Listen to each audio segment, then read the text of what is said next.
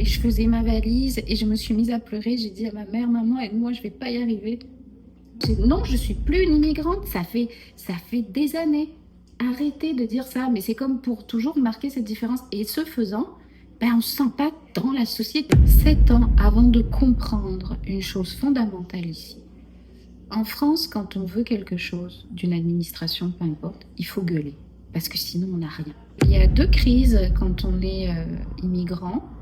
Une crise à 5 ans d'immigration et une crise à 10 ans. Je sais que j'aurais été sur l'équivalent du bien-être social en France à me demander, tu sais, à chercher des petits boulots. D'ailleurs, les gens que je connais en France qui ont un doctorat en anthropologie, il n'y a pas grand monde qui a continué là.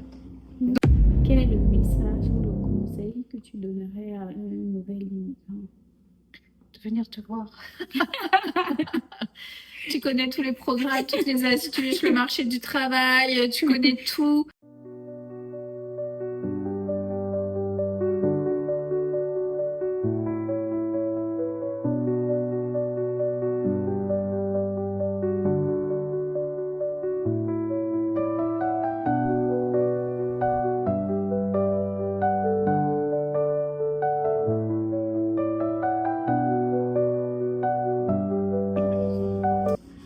Bienvenue dans le fauteuil de l'immigrant.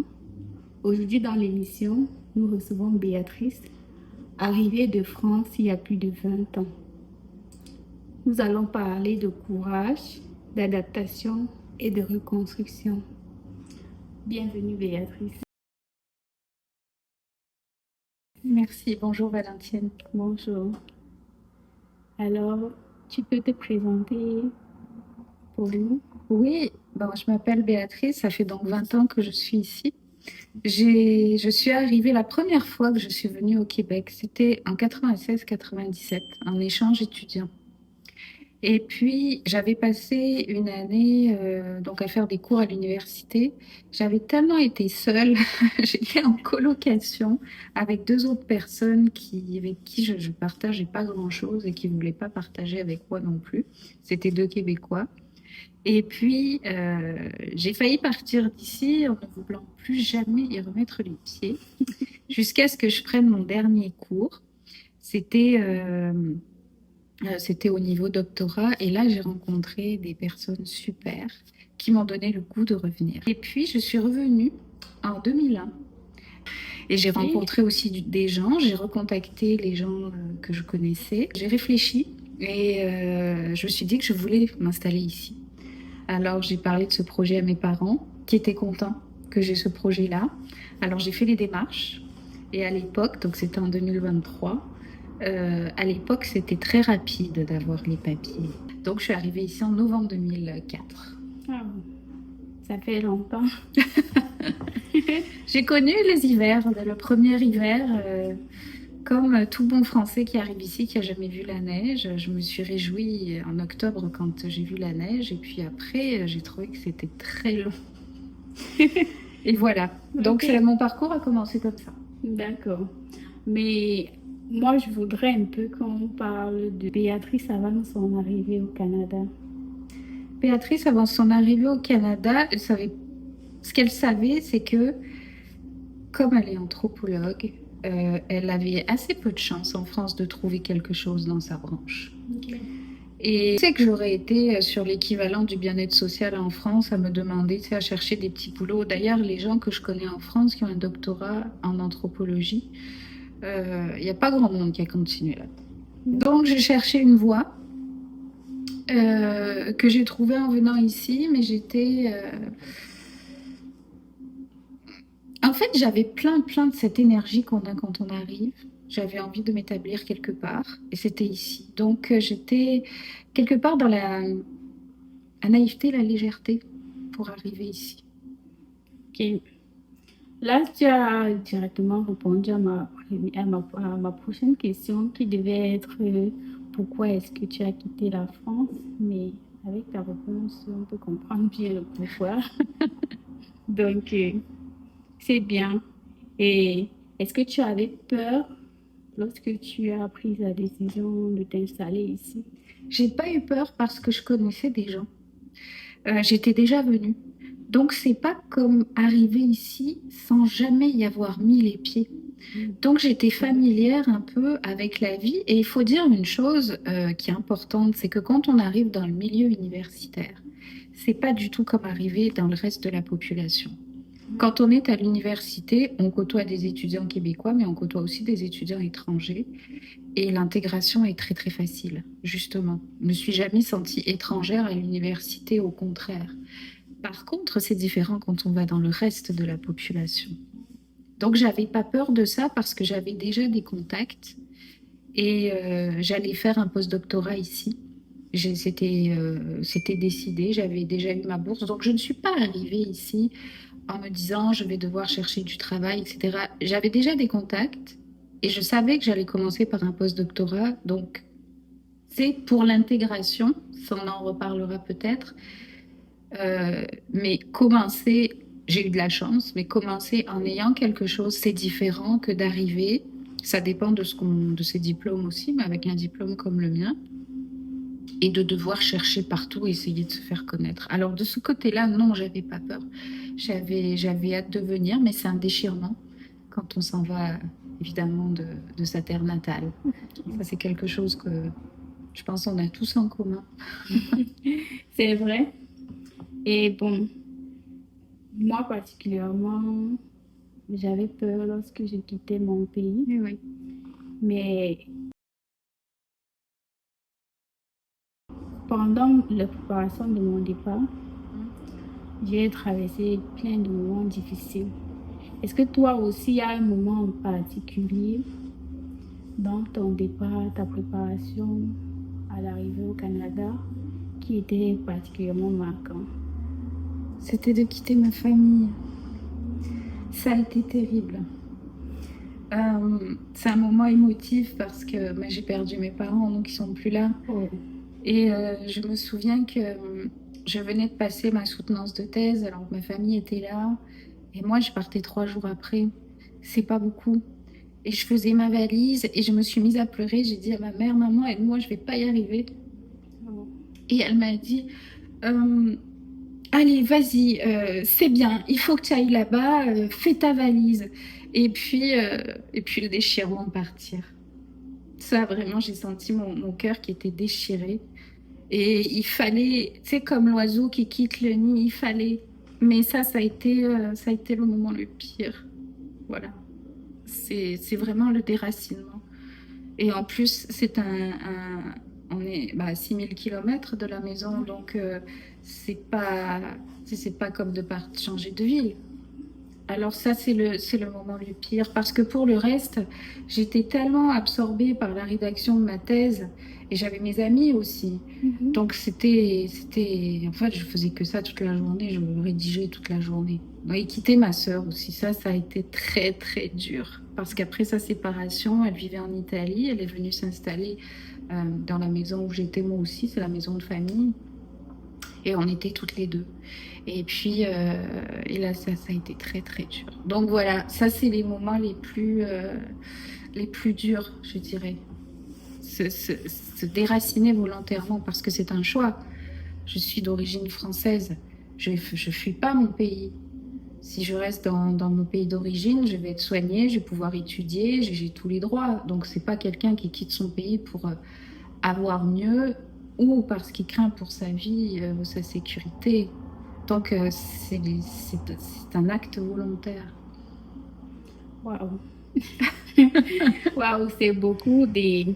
Ça veut dire que toi, ton déchirement était vraiment plus émotionnel. Oh oui, vraiment, vraiment, parce qu'en fait, ce qu'on quitte, et c'est ça l'immigration, hein, on quitte ma famille, mes racines, et puis là, je devance peut-être un peu les questions, mais quand on arrive ici, je connaissais quelques personnes, mais j'avais pas de famille.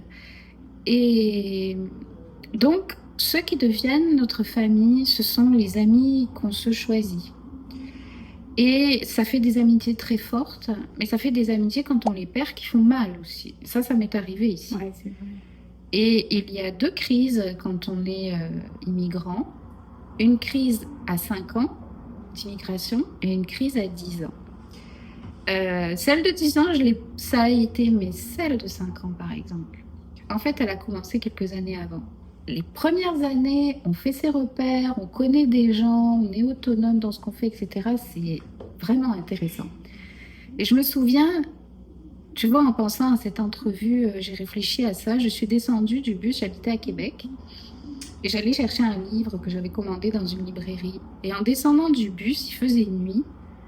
Je marchais, je me suis dit, mais tu es toute seule ici, tu n'as pas de famille.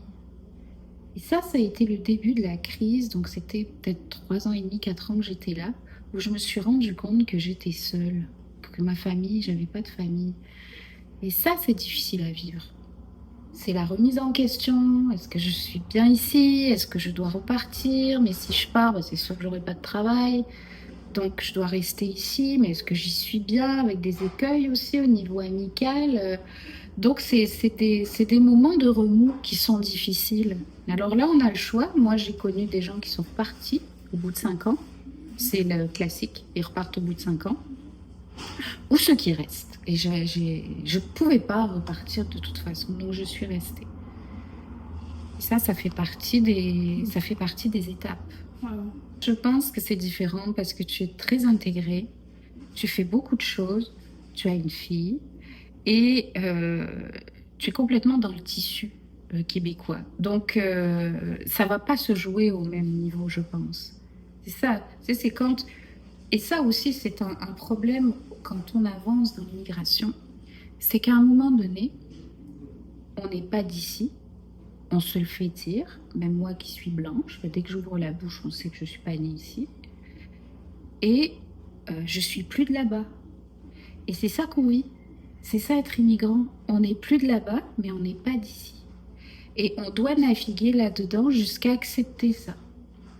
Et ça fait partie de ce qu'on doit accepter comme immigrant. De toujours, je ne sais pas combien de dizaines de fois, je me suis fait demander « Ah, tu as un accent, tu viens d'où? Oui, je viens d'Europe.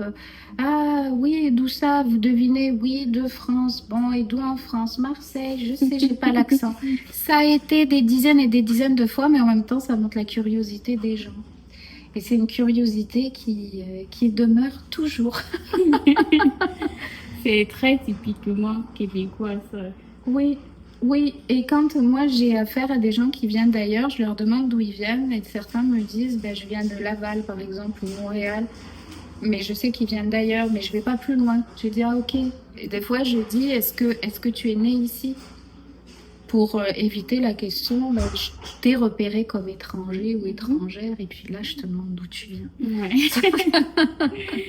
Ok, c'est sûr que on se dit que toi qui es là depuis des années avant, tu vis l'intégration, l'immigration d'une manière différente en fonction des années, mais au final, tous les immigrants ont ce point commun là, au niveau des repères qu'on a perdu, nos familles qu'on laisse derrière nous, notre environnement, notre pays et tout ça. Et la majorité des migrants avec lesquels j'ai parlé m'ont décrit une période très difficile durant les premiers mois d'intégration. Cette période où tu te retrouves seul et tu pleures. Ah. Est-ce que toi, tu as eu ce moment-là? Je les ai eus, mais pas les premiers mois d'intégration, puisque j'arrivais chez mon ami Manu. Après, je me suis trouvé un appartement, puis c'était pas comme aujourd'hui où c'est difficile, donc j'ai pas eu de mal. Mais ces moments-là, je les ai vécus. Donc tous les ans, j'allais en France. Et puis ma maman venue aussi, tous les ans. Et c'était quand je revenais de France. C'est comme si en France, j'avais ce tissu social que plus tard je vais appeler réseau pour les besoins de l'émission. Mais je faisais comme un bain de social, un bain de familial, un bain comme ça. J'étais, il y avait tout le temps du monde, mes amis étaient là, ma famille était là, et je revenais ici, toujours pareil, dans mon appartement, toute seule.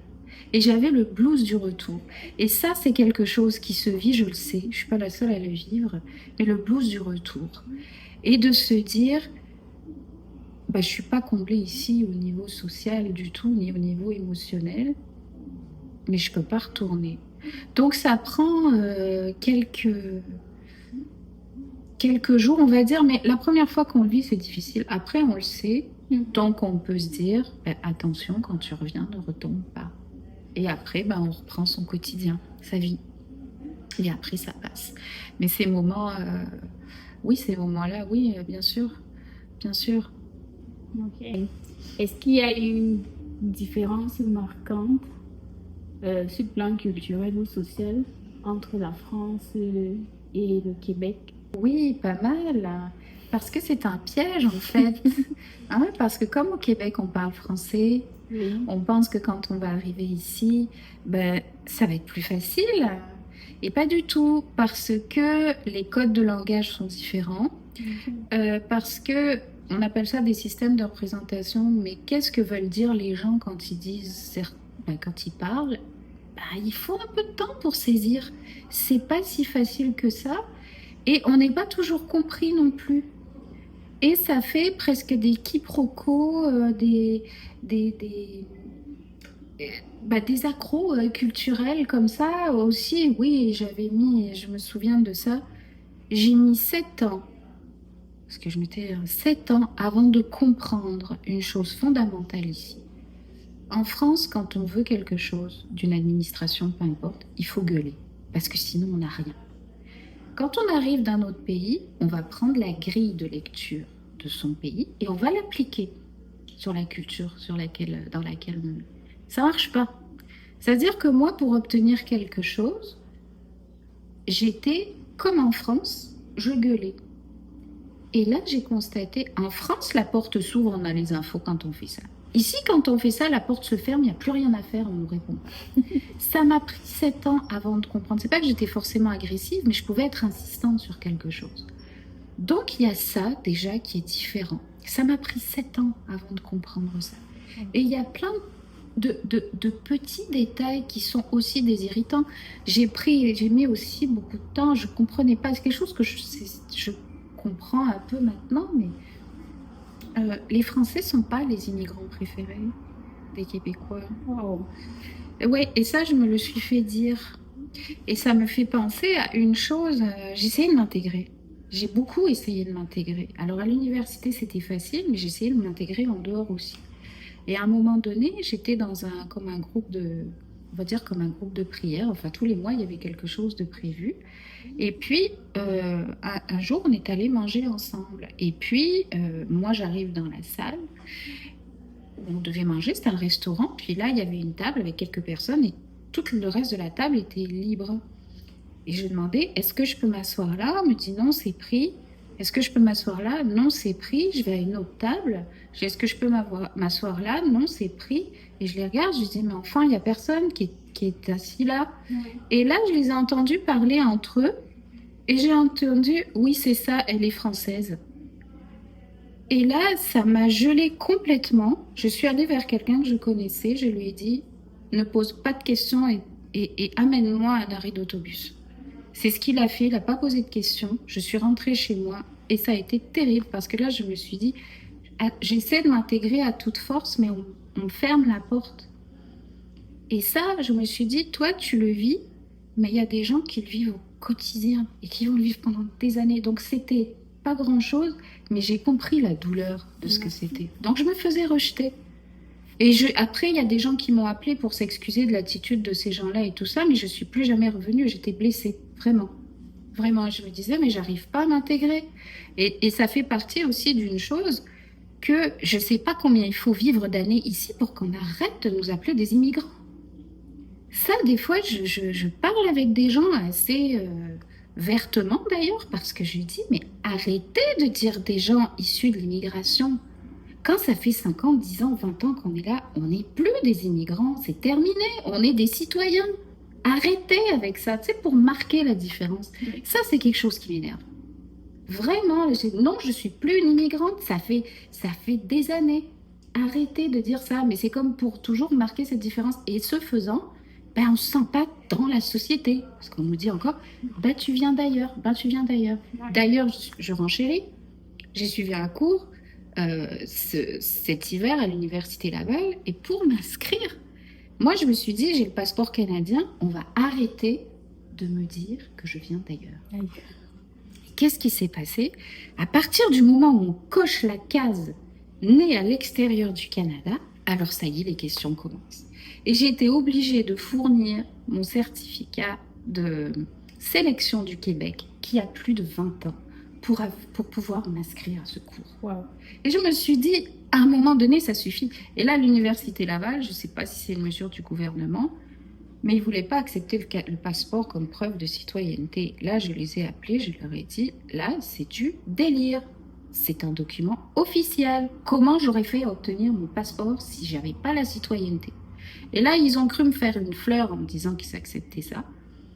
Moi, je leur ai écrit et je leur ai envoyé un lien en me disant, en passant, c'est une pièce d'identité officielle. Allez voir sur le site du Québec. C'était écrit. Donc, c'est ces petits irritants-là. Je pense qu'il faut passer par-dessus. Il faut savoir que ça arrive pour ne pas les accumuler pour ensuite dire, j'en ai assez, je m'en vais. Et Laval aurait voulu que tu fournisses quoi comme document, comme preuve de ta citoyenneté? J'en ai... Ah oui, oui. Je pouvais aller à un commissaire d'assermentation pour faire une déclaration sur l'honneur comme quoi j'habitais au Québec, avec d'autres papiers à fournir. Enfin, il y avait 5 possibilités et je leur disais, mais enfin, je veux dire, pourquoi vous ne demandez pas, je ne sais pas, un relevé de taxes, d'abonnement de téléphone, peu importe, où dessus il y a mon nom, mon adresse.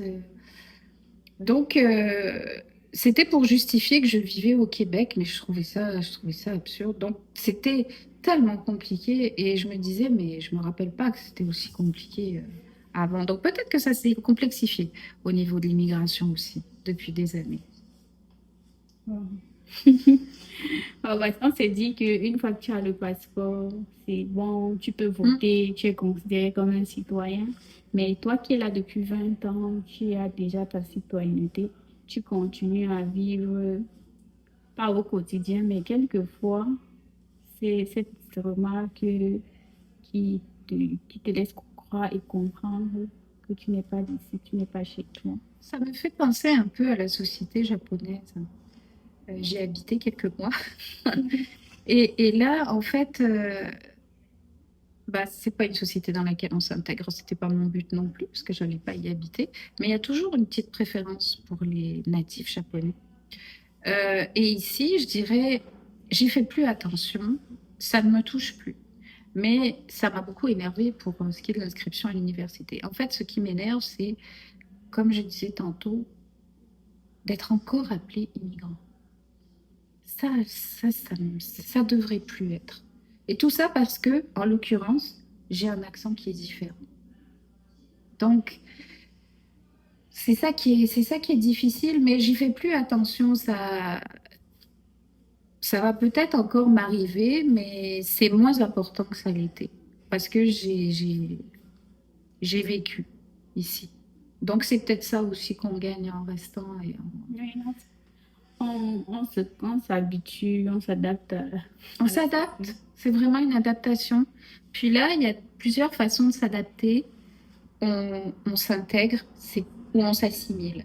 Moi, je vise pas l'assimilation, qui est vraiment de laisser ma culture pour embrasser la culture québécoise. Moi, ça ne m'intéresse pas. Je pense que plutôt de métisser la culture, ce que je suis, ce que j'apprends, mais je vais être un hybride plutôt qu'une assimilation où c'est le rejet de sa culture d'origine. Donc ça, mais c'est pas quelque chose qui est forcément bien compris, par exemple. Il y a du monde qui pense que s'intégrer, c'est s'assimiler. Non, il y a plusieurs façons de s'intégrer. C'est sûr qu'il y a plusieurs façons de s'intégrer et je pense que le gouvernement aussi met en place des programmes d'intégration. Que tu connais beaucoup mieux que moi. Peut-être qu'à ton arrivée, ces programmes-là n'étaient pas encore sur place. Il y en avait un. Ok. La première semaine où je suis arrivée, je ne sais pas si ça existe toujours, mais ça s'appelait la semaine d'intégration. Et pendant une semaine, on nous apprenait des choses, on nous disait comment on recherchait du travail. J'avais trouvé ça formidable. On pouvait faire l'équivalence des diplômes, donc c'était des démarches et j'avais vraiment trouvé ça formidable et très intéressant, même si j'étais déjà venue 2 fois ici. Je ne sais pas si ça se fait toujours, mais ça. Et puis on avait aussi un bus à un moment donné, on nous montrait, on nous faisait faire le tour des services. Après ça, la balle est dans notre camp pour avancer. Ok. C'est, au moins de ce côté-là, je pense que le gouvernement fait des efforts. Oui, C'est oui, maintenant, c'est maintenant au niveau de l'information, parce que les gens qui arrivent ne sont pas forcément bien informés. Je pense que c'est au niveau de l'information qu'il faudra travailler pour qu'elle arrive chez les gens qui ont vraiment besoin. tu serais excellent pour ça. Et j'espère que notre émission va être un canal pour passer ces informations-là. J'espère aussi. Ok, bon, là, je vais chuter sur une autre question. Est-ce qu'à un moment donné, tu t'es senti seule, genre vraiment seule, durant ton long parcours et séjour? Est-ce qu'il y a un moment précis que Je tu... l'ai évoqué l'autre fois quand je suis descendue du bus Oui, et que là j'ai senti que j'avais pas de famille. Euh, L'autre moment où je me suis sentie seule, c'était pour d'autres raisons. C'est quand j'ai perdu mes parents en 2023. Mais là, c'est autre chose aussi. L'immigrant ne pense pas toujours que s'il vit ici et qu'il laisse du monde là-bas, ben, les gens là-bas vont vieillir à un moment donné. Ils peuvent vieillir, ils peuvent tomber malades. Et ce qui s'est passé pour moi, vieillissement et maladie. Et on est loin.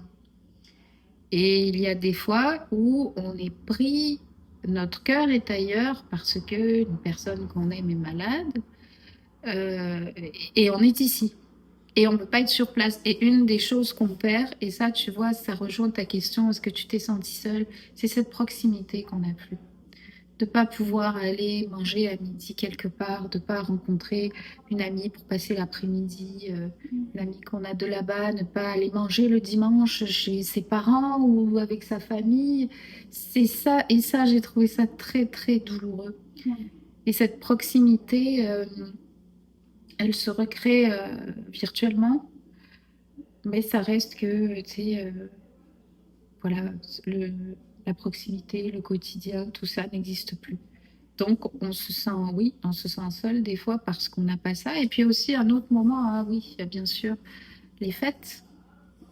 oui. Les fêtes, Euh, c'est un moment spécial parce que c'est déjà sûr qu'ici, on ne fête pas forcément comme chez toi.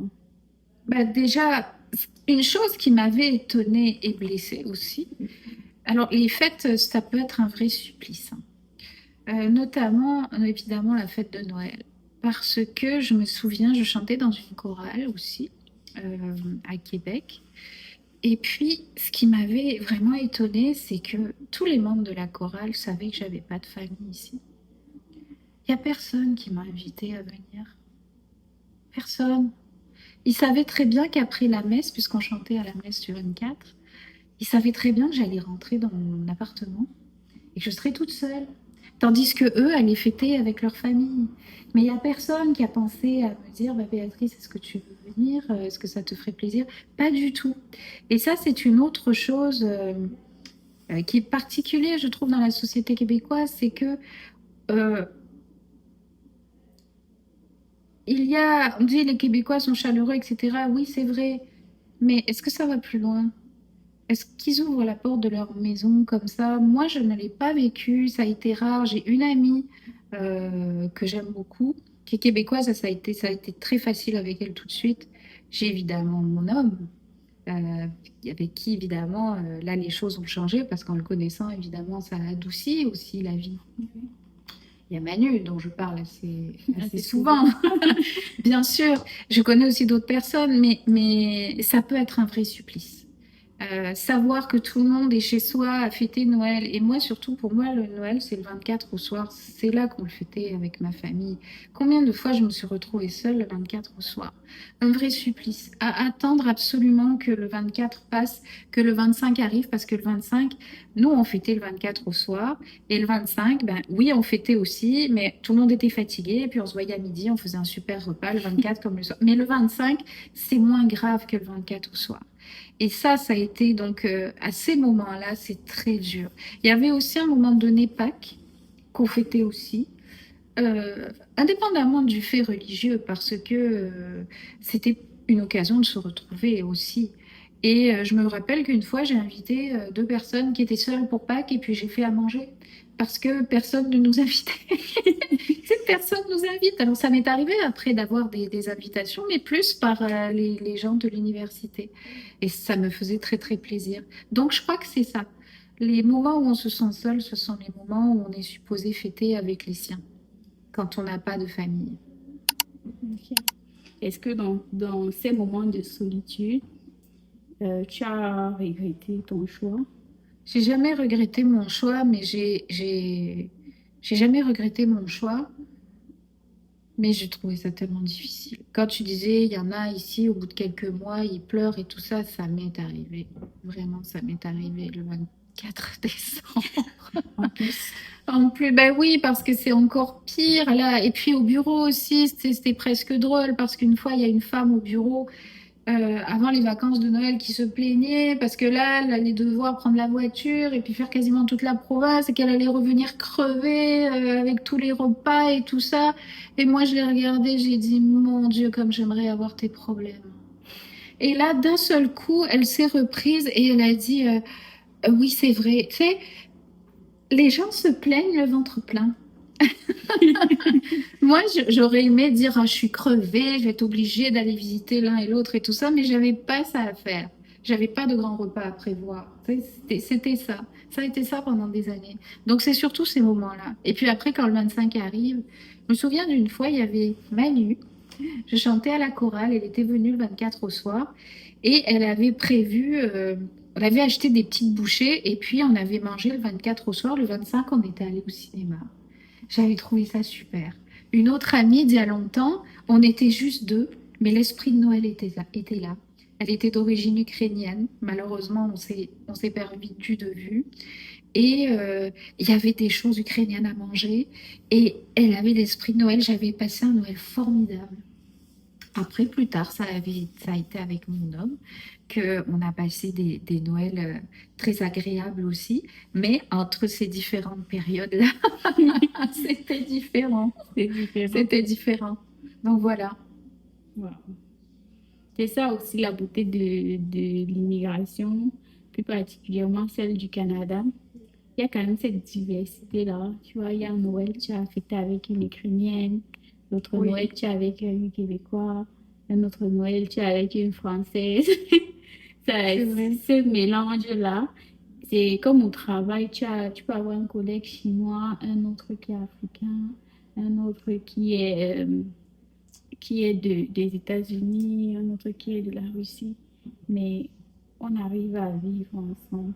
Ah oui, mais ça c'est formidable à l'université parce que ça c'est vraiment facile. Oui. D'ailleurs, une expérience. euh, Moi j'aime beaucoup les petits détails hein, parce que ça, pour moi, ça révèle l'ensemble. Mais une fois, c'est très très simple. Euh, J'avais un foulard autour du cou, il s'est mis à pleuvoir. Je n'avais pas de parapluie. J'ai mis le foulard sur ma tête. J'ai tellement senti le poids des regards dans la rue. Mon Dieu, j'avais hâte d'enlever le foulard parce que je trouvais que c'était oppressant. Mais cette même journée, je devais aller à l'université. Et j'avais toujours pas de parapluie. Donc j'ai mis mon foulard sur la tête. Quand je suis arrivée sur le campus de l'université, je n'ai pas du tout senti de pression parce que j'avais un foulard sur la tête. Et ça, je pense que c'est quelque chose de qui dit, qui dit, euh, qui dit quelque chose de la société québécoise. Surtout en ce moment avec des tensions identitaires qui, je trouve, je suis pas du tout d'accord avec ces tensions-là, évidemment. Mhm. Euh, mais ça, c'est quelque chose, autre chose qui m'avait marqué. Euh, Est-ce qu'il y a une version de toi que l'immigration a détruit? Et ça, c'est une question difficile. Oui, oui, en effet, j'en avais parlé une fois, c'est que, oui, ça c'est l'intégration, par exemple. J'ai toujours aimé beaucoup recevoir, même faire des visites surprises, avoir des visites surprises et tout ça, acheter un poulet, puis là, appeler quelqu'un, deux personnes, ben voilà, j'ai acheté un poulet, il y en a trop pour moi, tu viens manger, ben oui, je viens manger, donc faire cette convivialité. Et de peu en peu, en fait, c'est plutôt l'isolement qui est arrivé. Alors, cette spontanéité, euh, je dirais pas que ce sera détruit, j'espère que non. J'espère que ça va revenir petit à petit, mais c'est plutôt l'isolement, le fait que on va pas chez les gens comme ça, il faut s'annoncer, il faut que ce soit dans un calendrier. C'est cette spontanéité-là. Le chacun chez soi aussi, c'est bien. Donc c'est ce bout-là, que je regrette en ce moment. Mais tu sais, je veux revenir à cette spontanéité d'avant. Mais c'est, tu sais, on a le choix entre se sentir isolé, vivre bien son isolement, même si on a un chum. Tu sais, ça peut être comme ça aussi, mais euh, se sentir isolé, accepter et être bien tout seul, ou bien continuer à vouloir accueillir, ne pas forcément avoir de monde à accueillir ou de monde qui accepte ou quoi que ce soit, et donc là, mal le vivre. Donc entre les deux, j'ai choisi de bien vivre euh, ce bout-là, mais ça me manque. Alors je travaille dessus depuis un moment pour justement m'ouvrir et puis être plus, moins isolée. Voilà, je crois que c'est ça. C'est L'immigration, ça peut être le piège de l'isolement. Oui. là. Ok. Je crois que c'est quand même commun à plusieurs immigrants. Hélas, mais est-ce que c'est un défaut d'intégration de la Non, part des locaux? non, peut-être c'est aussi, je pense que même les locaux, ils subissent aussi l'immigration parce que c'est comme si tu es chez toi et que du jour au lendemain, tu vois des personnes différentes entrer. Ça prend aussi, parce que parfois l'immigrant regarde seulement de son côté, mais la personne qui accueille l'immigrant aussi, pour moi, je me dis qu'il n'est pas préparé. Peut-être le gouvernement, lui, l'est préparé, mais les habitants même du pays en question, ils s'attendent pas à se lever un matin et voir peut-être le pays aussi diversifié. Je me dis que ils devraient aussi s'intégrer, mais dans le sens inverse, s'intégrer aussi aux personnes qui viennent les découvrir, euh, aller vers eux, parler pour comprendre. Comme là, on s'échange pour comprendre le parcours de chacun, mais à cause de cette particularité de la société québécoise, qui est le chacun chez soi, il y a toujours un périmètre de sécurité dessiné autour de tout le monde. Même dans le bus, c'est comme s'il doit avoir un périmètre de sécurité. Ça bloque cette proximité, cette chaleur-là, aller vers les gens, discuter. Toi, peut-être la question de tu viens d'où ne serait pas aussi oppressant si elle était posée dans une discussion chaleureuse. Les gens la recevraient bien et puis on pourrait apprendre les uns des autres. Mais il y a ce périmètre de sécurité, c'est comme ça que moi j'appelle ça, ce périmètre de sécurité autour des gens avec des écouteurs aussi, qui fait qu'on ne peut pas discuter. La peur de, c'est comme s'il il a peur de ce que l'immigrant va lui faire. L'immigrant aussi, il ne sait pas comment s'y prendre pour, pour s'intégrer ou pour aller vers les gens. Donc, pour moi, l'intégration devrait aussi se faire dans les deux sens. Le gouvernement doit prendre des mesures pour aider les immigrants à s'intégrer, mais doit également prendre des mesures pour prévenir la population bon, je ne sais pas comment je dis ça, mais il doit également prendre les mesures pour permettre à la population de mieux accueillir l'autre, de les informer, me dit. Très intéressant ce que tu dis. Et tu vois, c'est une particularité québécoise aussi parce que c'est pas un peuple qui a été très mélangé. Oui, Moi, de là où je viens de Marseille. Et moi, de voir des gens qui viennent d'ailleurs, j'en ai toujours vu. Tu sais, ça me, Je dis pas, attention, qu'il n'y a pas de racisme en France, parce que si je disais ça, les gens diraient que ça fait très longtemps que je suis partie et que je me Ouais. souviens pas, parce que ça, il y en a, c'est évident. Mais moi, l'autre qui est différent de moi, je l'ai toujours vu, toujours. Donc, moi, cette appréhension de l'étranger, ou de celui qui me ressemble pas, ou celui qui parle pas comme moi, tout ça, ça, je l'ai pas. Donc, j'irai volontiers vers les autres. Mais il y a aussi que je pense des gens n'ont pas envie d'être dérangés. Dérangés dans leur façon de penser ou dérangés par ce qu'ils sont en train de faire. Donc, il faut toujours, tu sais, avec de la délicatesse, d'arriver à eux avec délicatesse. Et après, ça se fait vraiment petit à petit. Mm. Mais on rencontre des gens aussi qui sont formidables, mais je crois que c'est une façon de respecter leurs limites et leur intimité que de ne pas s'imposer. Mm. Euh, Comme ça, évidemment, j'en connais des Québécois, c'est sûr. Et cette délicatesse-là. Et tiens, je reviens en arrière une seconde pour dire un autre événement qui m'avait marqué, c'est qu'une fois, j'étais invitée à un 31 décembre, à une fête. Et puis j'étais allée. Et cette fois-là, ben, puisque je venais de l'université, moi, Ouais. ben là, il y avait juste des Québécois autour de moi. J'étais la seule qui venait d'ailleurs. Et là, j'ai senti que j'étais dans un autre pays. C'est ça que ça fait. Et là, je me suis dit, c'est vrai. Mais là, maintenant, avec le temps, peut-être que toi, ça t'arrivera à un moment donné. Mais je sais que c'est moi qui ai l'accent, mais j'entends plus. J'entends plus même des fois. Mon chum il me demande ben, est-ce qu'il avait un accent québécois et je suis pas capable de lui répondre en fait. Parce que je l'entends plus, parce que mon oreille s'est faite. Et ça aussi, ça fait partie de l'intégration. Oui. On s'habitue. On s'habitue, on s'habitue. C'est beau ce que tu dis. Qu'est-ce qui t'a empêché d'abandonner? Le travail que je faisais, euh, cette société a quelque chose de différent par rapport à la France, c'est que le diplôme veut dire quelque chose. On respecte quelqu'un qui a un diplôme. En France, le système est différent. Il y a les universités et il y a les grandes écoles. Alors, il y a peut-être d'autres choses maintenant, mais ce qui fait que ceux qui vont sur le marché du travail, ils sont allés dans une grande école. C'est comme ça qu'on les appelle, les ingénieurs, pour nommer cela. Et puis, il y a les autres qui vont à l'université, en sciences sociales, en sciences humaines, comme moi. Et ces gens-là, on les appelle des étudiants permanents. Donc, on ne sait pas ce qu'ils font, ce qu'ils savent faire. Et c'est aussi notre faute, hein, parce qu'on ne sait pas dire ce qu'on fait. Mais ici, quand on a un diplôme, ça a une valeur.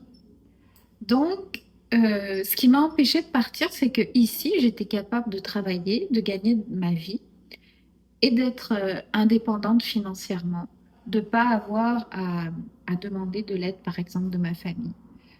Et de savoir, et ici, l'intégration se fait, on dit, par le travail. C'est là que je vais arriver à l'histoire du réseau dont je parlais tantôt.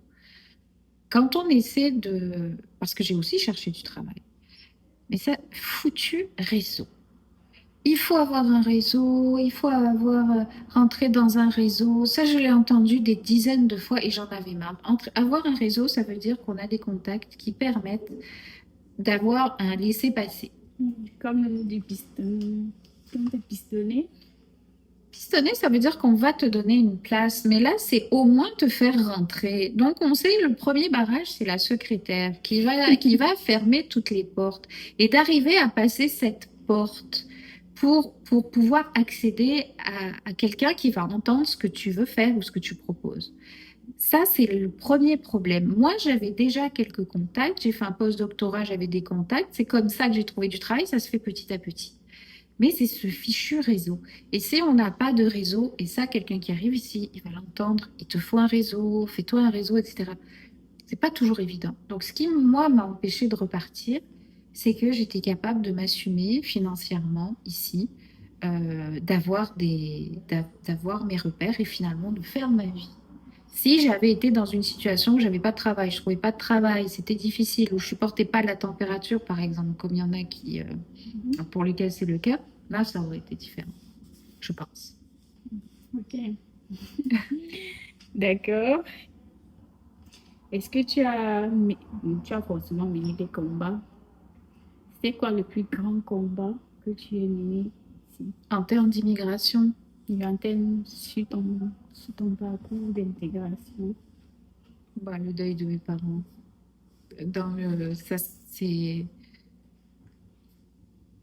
Ça, ça a été le pire. Ça a été le pire J'imagine. parce que quand je veux dire, les gens, tous les gens, y compris mon chum, ont essayé d'être là comme ils pouvaient, mais c'est une épreuve qui est terriblement douloureuse. Et j'ai l'impression que je l'ai vraiment traversée toute seule. Et étant loin, En plus, loin de ma sœur oui. aussi. Oui, alors ça a été ça a été le plus difficile. Ouais, l'épreuve du deuil de quelqu'un qui est loin. Euh, Moi, j'ai eu quand même la chance d'être là pour chacun de mes deux parents au moment où il est mort. C'est pas le cas pour tout le monde. Ma cousine qui vit en Angleterre a perdu sa mère. Moi, j'ai reçu un coup de fil dans l'après-midi. Ma tante était décédée. On n'attendait pas ça. Personne n'attendait ça. Donc, elle n'était pas là et elle ne s'était pas attendue à ça. Donc, je dirais que c'est ça. Euh, un autre combat, oui, tiens. Un combat difficile au Québec, c'est par rapport à la religion. On n'en a pas parlé. Mhm. Mais ça, c'en est un, par exemple. Euh, le Québec a eu une église hégémonique qui a forcé la population à être des grenouilles de bénitier, alors que c'était pas un choix, c'était pas un libre choix. Et il y a eu un rejet de l'église massif, vraiment total, massif, une allergie. Et quand on dit qu'on est catholique, il y a presque les griffes qui sortent pour beaucoup dans la population. Là, c'est comme ça que ça se fait, avec des railleries, euh, des réflexions déplacées, euh, les sacres, bon, qui font partie du langage grossier Mhm. québécois, qui sont les sacres si c'est en français de France, ce serait des blasphèmes. Ça, c'est difficile. Ça, c'est difficile parce que on est quasiment obligé de taire qu'on est catholique. Moi, quand je suis arrivée ici dans la séance d'immigration dont je parlais, Mhm. là, ils avaient dit que ça vous plaise ou non, 90% des Québécois sont catholiques, c'est comme ça. Je me suis dit, bah super, puisque moi, je suis catholique pratiquante. Et en fait, pas du tout. Pas du tout. Et ça, je trouve que c'est difficile. Euh, que ce soit à la radio, à la télévision, les sous-entendus, etc. Ça, c'est massif. Et je me rappelle d'une fois, j'étais complètement déboussolée.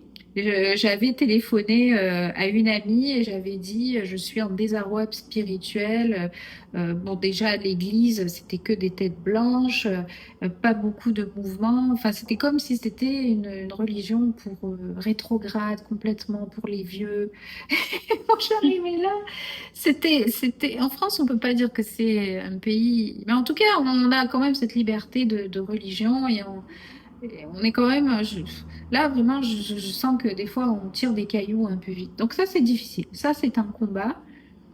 Et le combat, c'est quand même d'affirmer sa foi, si on nous la demande, sans avoir de gêne. Et ça, c'est un petit combat quand même. C'est un combat et c'est aussi une différence avec la France. Oui, parce que la France, à la limite, on te fout la paix. À la limite, ça va. C'est pas que tu l'étales sur la place publique, mais ici, j'ai vraiment senti que c'était un problème d'être catholique, en fait. Et ça, c'est dur. Ça, c'est dur. Parce que ça fait partie des repères. On Mhm. arrive quelque part, on cherche ses repères. Et ça, c'est un repère quand il est mis à mal. Oui, et parfois, les lieux de culte sont aussi des lieux pour rencontrer du monde et sympathiser ou s'intégrer. Alors, tu vois, tu me fais penser à quelque chose, c'est que je suis ici depuis 20 ans. En fait, je suis arrivée en 2004, ça fait un peu plus.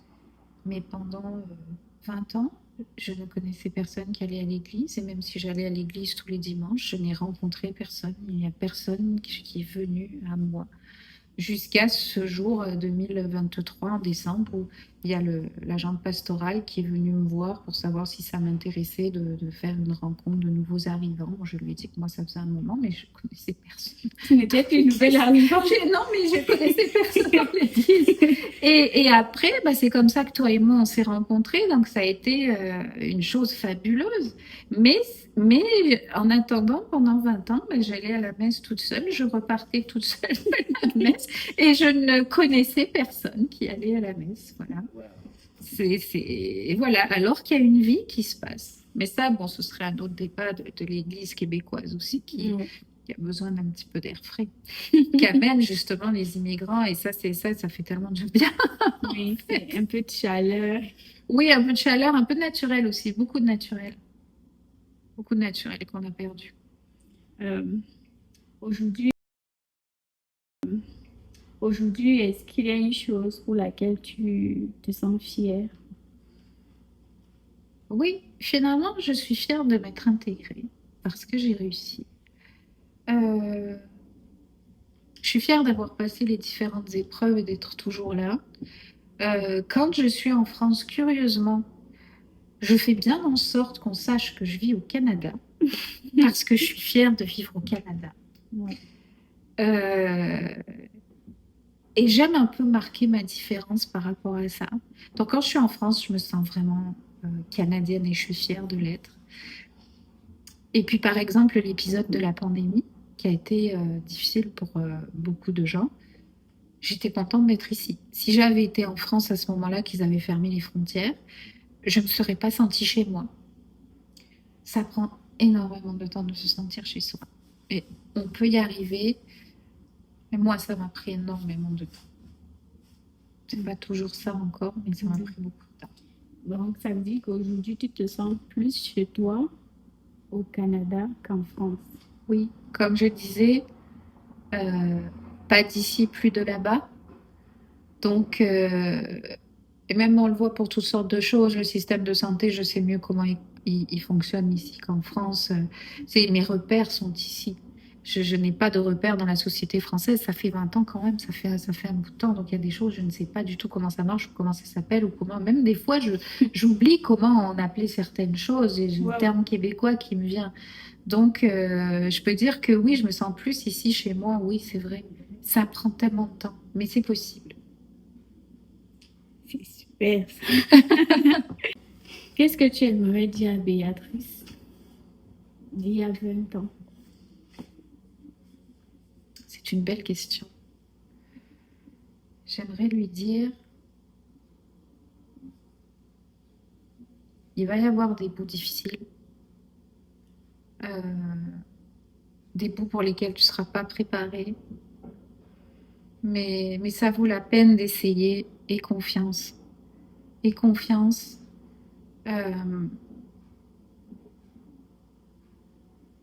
Tu peux y arriver. Aussi, ça je le savais, mais tu pars dans les meilleures conditions. Tu n'es pas obligé de fuir ton pays. Tu as un diplôme qui est reconnu. Tu connais déjà des gens. Tu es là-bas pour faire ta vie. Vas-y. Même si ça se déploie. Voilà, c'est ça.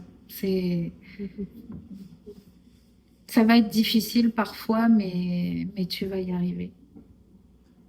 C'est un beau message. C'est un beau message.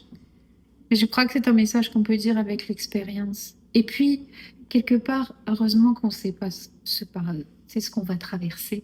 Si on le savait, on pourrait se décourager à l'avance. Donc, quelque part, c'est mieux de ne pas savoir comment sera le chemin. Après 20 ans, est-ce que tu te sens française ou canadienne? Ça, tu l'as déjà Ah non, c'est une autre question, ça. Parce que tu as dit que tu te sentais plus chez toi. Oui, mais ça, c'est autre chose. Là, on touche à l'identité. Est-ce que je me sens plus française que canadienne? Je pense qu'aujourd'hui, je me sens plus canadienne. Mais ça, c'est quelque chose que les gens ne comprennent pas toujours. J'ai quand même mon passeport français parce que, une chose, ben, je vais voter au présidentiel et tout ça, ne serait-ce que pour éviter une catastrophe en France. Je vais... Donc, je tiens à mes racines françaises, c'est là d'où je viens. Mais je me sens me sens peut-être plus canadienne maintenant. Et Est-ce qu'on change quand on immigre aussi longtemps? Oui, on change. On change. Moi, parmi les, par exemple, rencontrer Claude, j'ai mais énormément, énormément grandi. J'ai tellement grandi. Et, et on change, je pense que évidemment on gagne en maturité. Et puis on gagne aussi parce que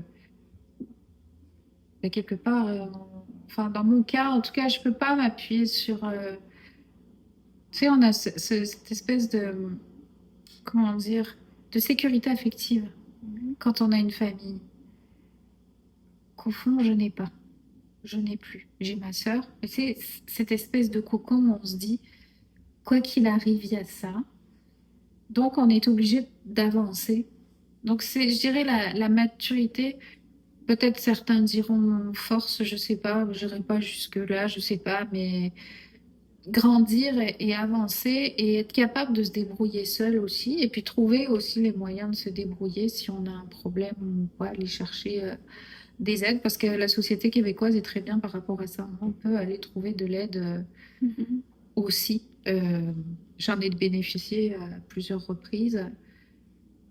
Donc, ça fait partie de la vie. Ouais, c'est ça que je dirais. J'ai énormément, énormément grandi. C'est l'un des bons côtés de l'immigration. C'est quand on l'a réussi, je pense. Peut-être que quand on l'échoue, je sais pas comment on la vit, mais quand on réussit, c'est quand même un projet de vie. Je m'étais fait dire, moi, qu'après une thèse de doctorat, il fallait un gros projet. Parce que pendant des années, on a pensé qu'à ça. Et donc, il faut quelque chose d'équivalent. Certains font des bébés. Il paraît que ça marche. Moi, j'ai choisi l'immigration. Ça a marché aussi. Parce qu'alors là, on ne peut pas s'occuper de grand-chose à part de s'établir quelque part. Donc, c'était un bon projet. Ouais. Un beau projet. Aujourd'hui, tu as trouvé ta place. Je pense que j'ai trouvé ma place. Est-ce que j'ai trouvé le sens de ma vie? Pas encore. Et ça, je chemine. Alors, et puis là, je vais devoir changer de travail. Et je suis confiante. On verra. Mais je pense que en m'étant affirmée, j'ai trouvé ma place. Oui. Mais comme je te dis, est-ce que j'ai trouvé le sens à ma vie? Non, pas encore. Je sais que je chemine là-dedans. Mhm. Je peux que te souhaiter beaucoup de courage. Merci, Valentine. Est-ce qu'un immigrant peut se sentir un jour complètement chez lui? Je pense que oui. Je pense à mon amie Francine que tu connais, qui peut-être viendra aussi dans ce fauteuil. Elle vient du Burundi quand elle a décidé, elle a fui son pays. Quand elle a décidé d'arriver ici, elle a embrassé la culture québécoise complètement. Elle parle avec l'accent québécois, elle s'est mariée à un Québécois, elle a des enfants qui sont québécois. Je veux dire, elle est complètement dans la culture québécoise. Bien sûr qu'elle a ses racines burundaises, qu'elle ne renie pas du tout. Elle fait des choses aussi avec la communauté burundaise, mais elle est foncièrement intégrée ici, vraiment. Là, pour la Oui. côtoyer, elle est complètement intégrée. Donc, je pense que oui, c'est possible. Mais peut-être que ça dépend aussi. Est-ce que moi, par exemple, tu sais, si jamais je retourne en France, je vais pas me, tu sais, je crains pas pour ma sécurité, je crains pas pour ma santé non plus.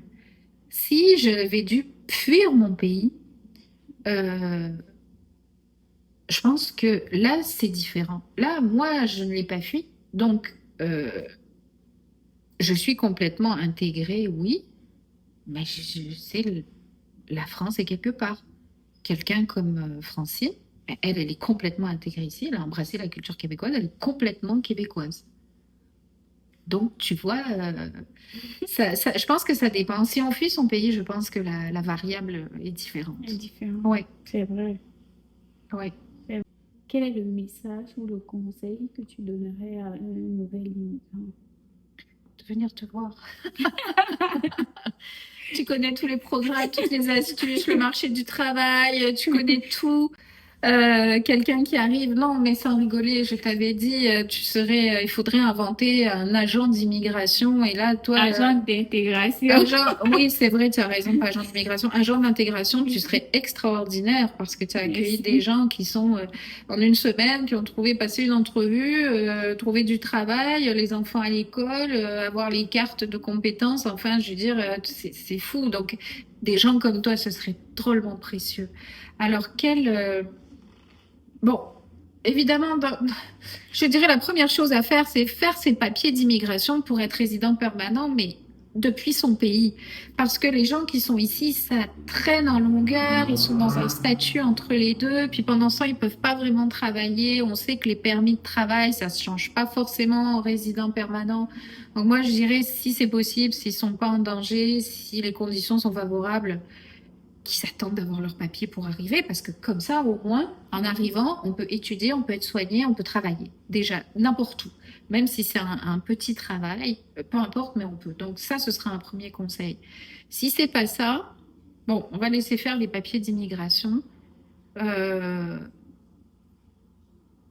Bon, si c'est des gens qui sont universitaires, ça va, ils vont être intégrés dans un programme d'études ou Mhm. bien s'ils sont plus avancés, ça peut être des programmes de post-doctorat. Donc ça, évidemment, ça permet d'avoir un pied-à-terre, d'avoir une, une activité en arrivant.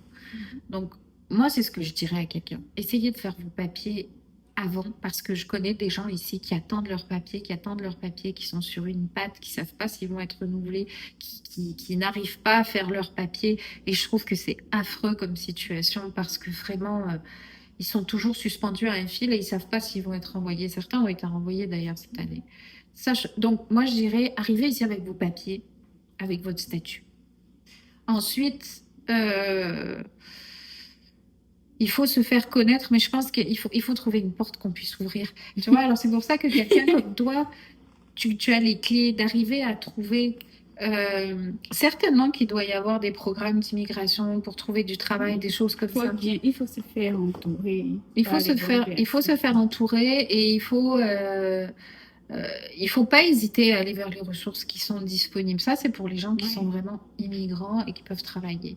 Et puis, ah oui, une chose aussi qu'on m'avait dite, hein, c'est que il faut commencer à travailler, peu importe où, mais il faut avoir une expérience quelconque parce que ça va permettre de valider qu'on est un bon employé, par Mhm. exemple, ou qu'on rechigne pas à travailler.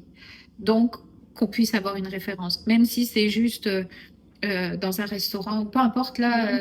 d'avoir quelque chose et c'est ça, mettre le pied quelque part. Et là, les employeurs vont certainement être contents de voir que c'est quelqu'un qui peut se débrouiller, peut Oui. travailler. Ici, il y a le mot débrouillardise que Oui, les recruteurs aiment bien voir dans les CV. ah ouais, Oui. ça oui, ça oui. Et si je dois raconter une petite histoire, moi, j'ai trouvé mon premier CDI. Je crois qu'à l'entrevue, ce qui avait impressionné le recruteur, Ah, oui. c'est parce que dès mon arrivée, j'avais commencé à faire des chiffres aide alimentaire, plongeuse, euh, agent d'entretien. Quand il a vu cette débrouillardise-là, il avait beaucoup apprécié. Il a dit, ça me dit, si on te met dans un environnement, tu es capable de donner le meilleur de toi, tu as le goût de travailler, tu as envie de faire, je te donne ta chance. Mais ils se sont pas trompés. Oui, et je suis encore avec eux jusqu'à aujourd'hui. Voilà, mais c'est vrai, ça c'est vrai, ça c'est vrai. Donc avoir et se faire comme ça des contacts et puis en même temps comme ça permet d'avoir aussi de l'argent qui rentre. Donc Et oui, il faut payer les factures faut aussi. payer les factures. Ça là, c'est la même justice pour tout le monde, hein. Ça, les factures, oui. Après, au bout de 20 ans, si aujourd'hui tu te retrouves à nouveau en France, est-ce que tu pourrais refaire le même choix? Tu veux dire, est-ce que si j'étais en France aujourd'hui, est-ce que je viendrais immigrer? Oui, est-ce que tu... Non, non, Pourquoi? parce que ben là, moi, j'ai plus de 50 ans déjà. Et faire les papiers d'immigration quand on a 50 ans, ça marche pas bien, là. déjà, dans un premier temps. Et puis, j'espère qu'à cet âge-là, j'aurai eu une carrière quelconque en France pour pas être obligée de partir. Et il y a aussi que ça demande beaucoup d'énergie.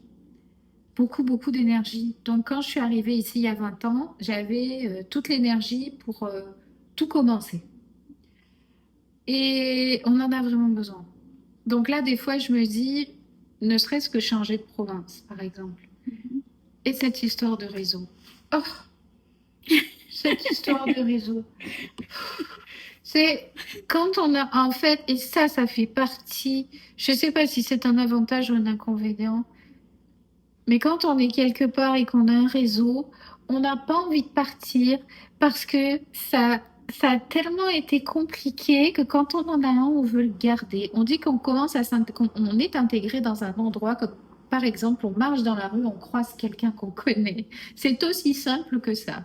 Donc, ça voudrait dire repartir de zéro, ça voudrait dire pas ou peu de contact. Bon, bah, je ne sais pas si je serais tellement embauchée. Donc, si je devais être ici comme immigrante, je m'assurerais que j'aurais déjà un emploi et qu'on m'attendrait. Parce Oui. que tout refaire du début, trouver un appartement, faire un réseau, etc., non, franchement, j'aurais pas envie, non, pas, non, non. Ça prend vraiment du jus. Mhm. Et je pense que ça m'a pris tout ce temps-là pour me sentir assise euh, dans un fauteuil. Ok, j'ai une dernière question pour toi.